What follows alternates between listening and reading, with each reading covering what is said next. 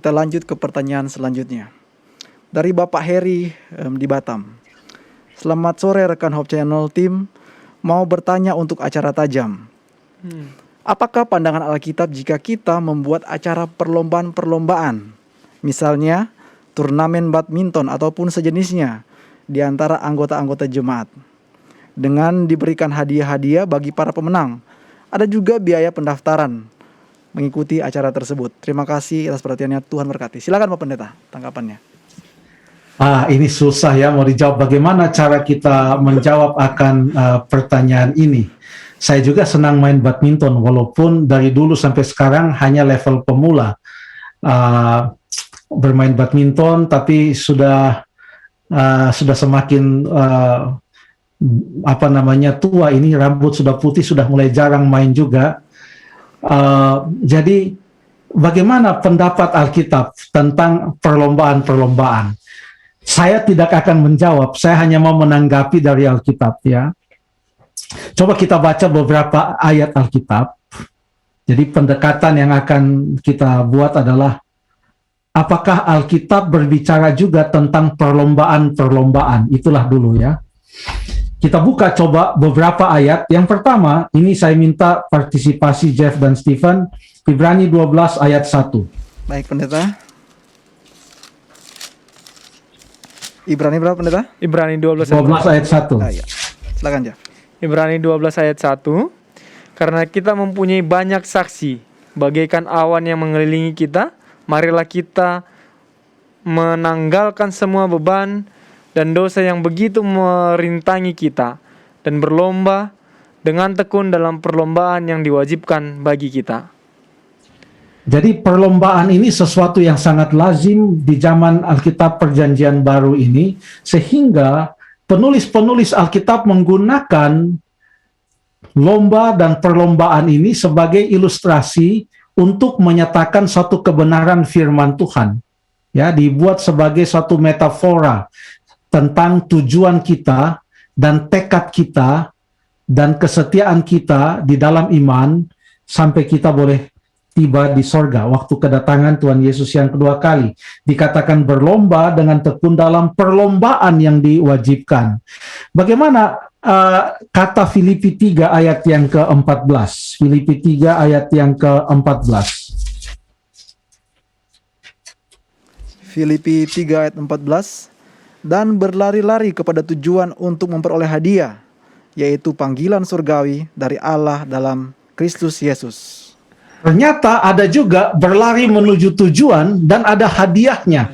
Jadi ini di dalam zaman rasul-rasul, di dalam masyarakat di sana ada perlombaan-perlombaan, dan orang-orang Kristen saat itu mengerti betul apa yang dimaksudkan dengan perlombaan. Ada, dan kebanyakan adalah perlombaan lari. Waktu itu saya yakin badminton belum ada di zaman Perjanjian Baru, tapi yang paling banyak ditekankan di sini adalah perlombaan lari.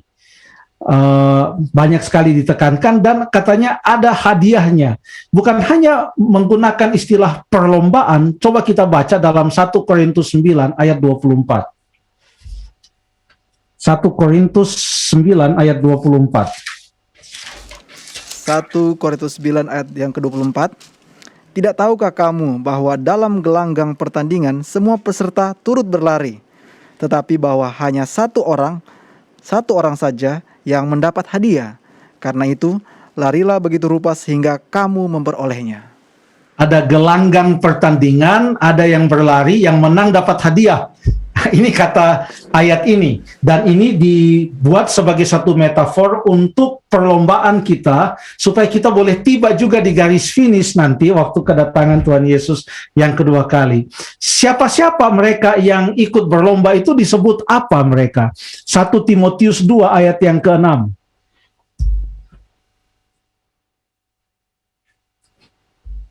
1 Timotius 2 ayat yang ke-6. Silakan dibaca. 1 Timotius 2 ayat yang ke-6. Yang telah menyerahkan dirinya sebagai tebusan bagi semua manusia, itu kesaksian pada waktu yang ditentukan. Sebentar. Mungkin itu keliru. 2 Timotius 2 ayat yang ke 5. 2 Timotius 2 ayat yang ke-5. Oh, ya. 2 Timotius 2. Saya baca ya. Ya, silakan Pendeta.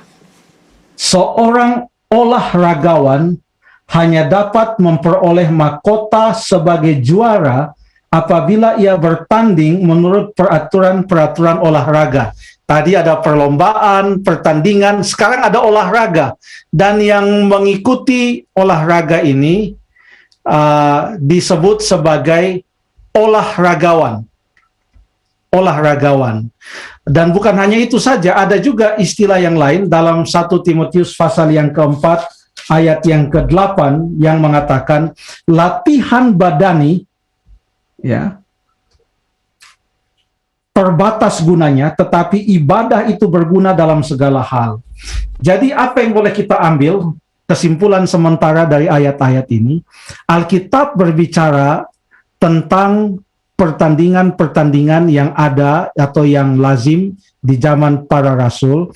Alkitab berbicara tentang pertandingan-pertandingan yang ada hadiahnya, berbicara tentang pertandingan berdasarkan peraturan-peraturan yang ada, artinya jangan licik dalam pertandingan, dan pertandingan-pertandingan yang diikuti oleh olahragawan-olahragawan. Namun Alkitab juga berkata bahwa walaupun latihan badani itu ada gunanya, tapi terbatas gunanya. Yang lebih berguna adalah ibadah, katanya. Jadi olahraga itu penting. Kalaupun ada pertandingan-pertandingan, biarlah itu jangan membuat kita menjadikan pertandingan dan perlombaan itu mengalahkan segala sesuatu sampai kita lupa hal yang paling penting. Jangan sampai sebelum pertandingan orang-orang berteman, setelah pertandingan orang-orang jadi bermusuhan karena yang masuk jadi out, yang out jadi masuk, dan lain sebagainya. Apapun itu, biarlah prinsip-prinsip kekristenan, kejujuran, kasih, persahabatan, saling menghormati, saling menghargai, menjadi prinsip di dalam segala sesuatu yang kita lakukan. Terima kasih.